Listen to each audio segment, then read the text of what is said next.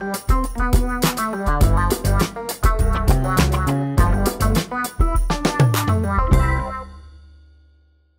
the week of February 12th, 2018, and we got some Kickstarter Pickstarters for you to take a look at and possibly spend your money on. Sonic the Hedgehog Battle Racers from Shinobi 7 is a game that we just talked about a week ago in our news roundup, and now it is officially on Kickstarter. You can see it for yourself and pledge for it if you want to. It's a racing game featuring all your favorite Sonic characters, some included in the core box, some to be determined with expansions and stretch goals and things like that.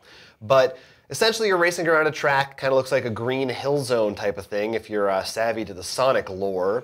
And as you go, there are different cards you can play that give you different actions, change your speed, change the way you react to obstacles that may be in your path. There's also a mode where you can have a boss fight, so perhaps Eggman is in the mix and trying to stop you as you're racing with your friends.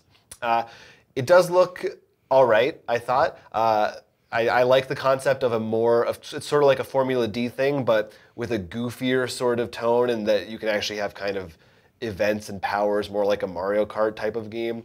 I will say, looking at the game itself, now that it's up, the board is kind of dry. It's kind of boring to look at. It's very flat. There are going to be like tokens and obstacles on it and stuff like that. You're saying you wish there were more hills? I wish there were more hills in Green Hill Zone. I mean, it's just sort of like wait. But maybe while you're racing, I mean, it probably hopefully won't affect the game too much. And the other thing that I thought was strange about this, $50 gets you that core box. For $100, you get the core box. Only the $100 version and up includes the stretch goals that come out. So you're out of luck if you only want to. So you're actually paying for the stretch goals. You're paying for those stretch goals, yeah. If you only get that, if you want that $100 for that. Well, what are your stretch goals? But there's a lot of things like better versions of tokens, some new characters, upgraded like plastic rings and stuff like that. So mostly characters and better components, it looks like. Okay, but that's interesting. Yeah. I mean, I've seen that happen sometimes in some games, but usually I want to say it's more like a $20 markup. The few times I've seen that. So maybe they're planning to really, I mean, it is a Sonic game, so I'm guessing it's going to be well funded, so maybe those $50 will really be worth it with all that extra stuff you're getting. Keymaster Games brings us their game of Space Parks, where you are exploring outer space and proving you're the best explorer. Throughout this, you'll be traveling through different locations, which will be randomly determined in their order. It's the same 6, collecting crystals and badges in order to gain explorer points. It has a lot of beautiful artwork, which I thought was really nice, including some cool ship minis. Pretty much it's one of those games where you can take an action, but by doing so, you'll be freeing up the space for an opponent to get that action. So it's a balance of getting what you want and also trying not let your opponent get what they want. Always two things that I want to do in any game, generally speaking. Yeah, I really like the look of the artwork that we were talking about. It's kind of got like a retro space kind of look to it, almost like a Jetsons kind of thing. Back when we thought we had an optimistic future. Right. Yeah, back when old Gene Roddenberry was really looking forward to the year we're in now. Oh, that poor guy. But yeah, it looks cool. Yeah, it only goes for $29.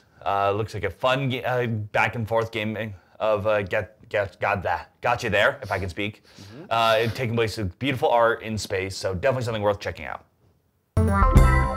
Page Quest Season 1 is on Kickstarter now from Boards and Dice, and this is a print-and-play adventure. They call it the biggest that there ever was.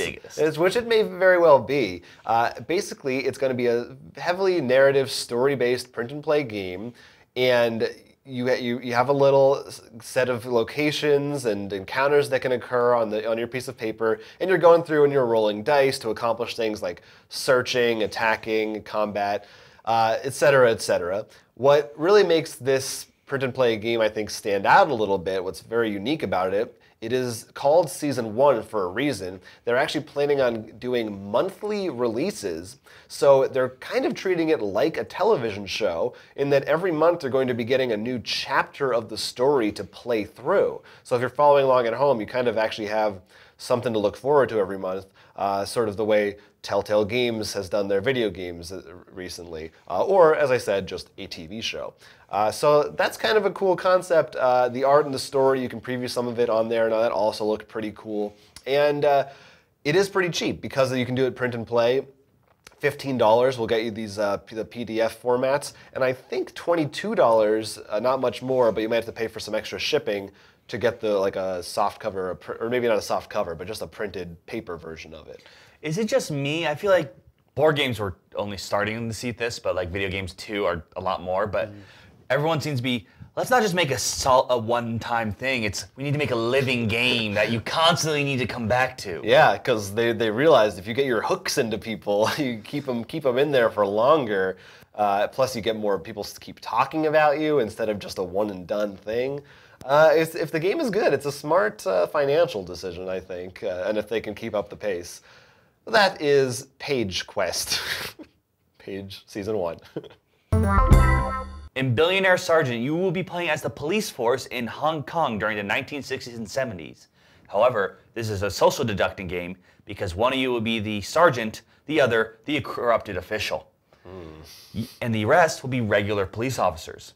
Throughout the game, you'll be taking 5 different cases and deciding how to collecting evidence, going to different scenes, and submitting it to judges. However, the other players can become corrupted by evidence, like being bribed by the corrupt official, or if they are corrupted, they can decide to turn a new leaf and go to the good guys. So it's a whole deduction game where 2 people are solved, but the rest are all changing sides, and are they corrupted, or are they not anymore, and just... Is it purely a choice of whether to switch sides, or is it like you got a card that says you're now corrupted, you must go to the I think it's more side? of like a choice, so you get money and stuff, and you get points and things like that. So it is... are you a bad, like... so it could be based on your actual trust of humans. Right. Very interesting. And so I think that sounds really cool. I think it's a really interesting next step for the hidden trader. It's the more realistic of, you're not a trader because you are a trader. You're a trader because you want that money. Yeah. Now, I think we should do a version where we play with real money. That will really make it interesting. And there is an expansion called 1974, which will add more players. So in case you need a bigger group, I believe it's 6 by itself and 7 to 8 with the expansion. Which is always welcome for deduction games Yeah, like that. But I thought it was really cool. This definitely sounds up. I know both of us are big fans of deductions, and just that idea of the cops with corruption and stuff. Sounds like The Departed or something like that. Yeah, I mean, this sounds like right up our alley. We already know who's going to be the corrupted cop in every one of our games. I thought we'd both point to each other. No, we'll hate each other, but in the end, we both know who it would be. Yeah. There's always the one Cylon in our group. How much does this one set you back? We'll only set you back about $32. I think it's because rounding with different currency costs, which seems pretty nice considering. Yeah. Here's a role-playing game for you. It's called Spell the RPG.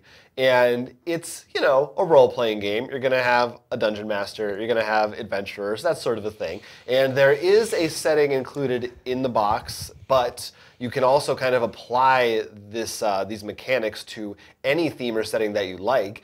The big gimmick of this game, from the title Spell, is that you're actually using word tiles like something from Scrabble or a similar kind of game, although this uses its own set and variations of letters, to create your spells in the game. So whatever you want to do, there's a system where you're going to be rolling dice to determine how many letters you have to work with, but you're going to be putting those letters together in an order to hopefully make something happen. So you're a little constrained by that, but also your imagination is really, in a way, the only limit of what you want your spells to do. You might write out, I don't know, tire. So you have to spell what you're spelled. Okay. You literally have to spell So your it's spell. like, all right, I spelled hot dog.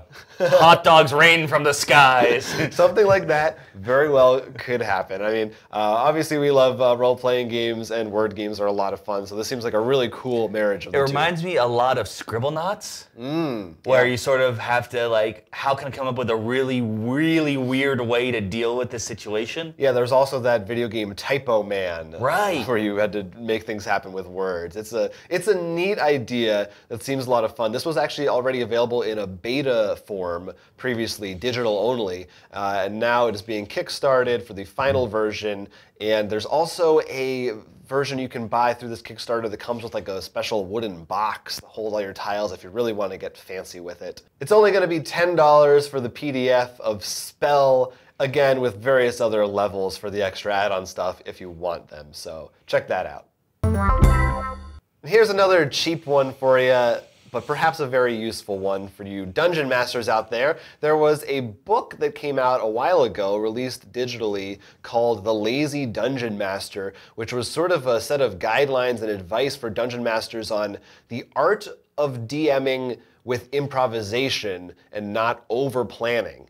And I've never read it, but I think I may have wanted to, or maybe I read a part of it online, I don't remember, but it always sounded interesting. And Mike Shea, the creator of the book, has returned with a Kickstarter aptly titled Return of the Lazy Dungeon Master, which is basically that same book, but he has updated it to account for 5th edition and all these other things because this book came out a few years back, so a lot has changed in the role-playing scene since then.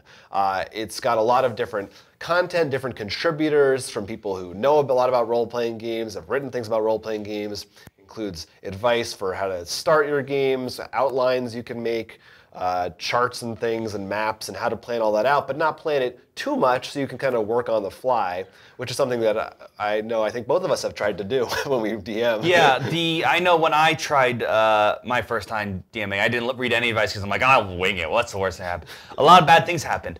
I realized I left it too open. The players didn't do anything.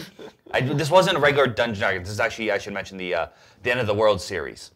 And then I railroaded it a bit because I was like, to get them to do something interesting, which I like the scene and stuff and would love to explore more on. I wouldn't mind re-DMing again, but change it up a bit. The problem is I went too realistic, I think. I also made one person accidentally got too overpowered. He can kill anything in one shot. A lot of things can happen. So a guide like this would have been really helpful because it is quite a daunting feat, DMing. And that was me. It was also a crutch because in real life I could be like, I don't need to create a world. You all know the city and roads and stuff. Like, you have made a whole new world. Yeah. That was crazy. A whole new... For our Dungeons & Dragons game. A whole new world. Whole new world. And something like this, I think will really be helpful. I mean, who isn't a lazy dungeon master? Oh, yeah. We're all lazy. And and it's also great for the players, too. Yeah. Because I know when we started... I asked, because I know a lot of times, sometimes DMs will be like, here's the guidelines for the world, don't be this race, or this is going to happen, or these races will live over here, stuff like that. You were just like, yeah, go nuts. So like, two of us, me being one of them, gave you like 8 pages worth of stuff of like a city, because we're like, I mean, if you want this, because we don't know how much you want. So, yeah. Like, you were like, you made a religion. It was pretty insane. It was intense. It'll all come into play, though, eventually in our campaign. Oh, God.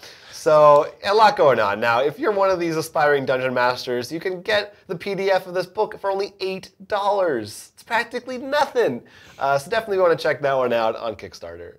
Those are our picks for Kickstarter for the week of February 12th, 2018. Let us know if you backed any of them, or if there were some that we missed.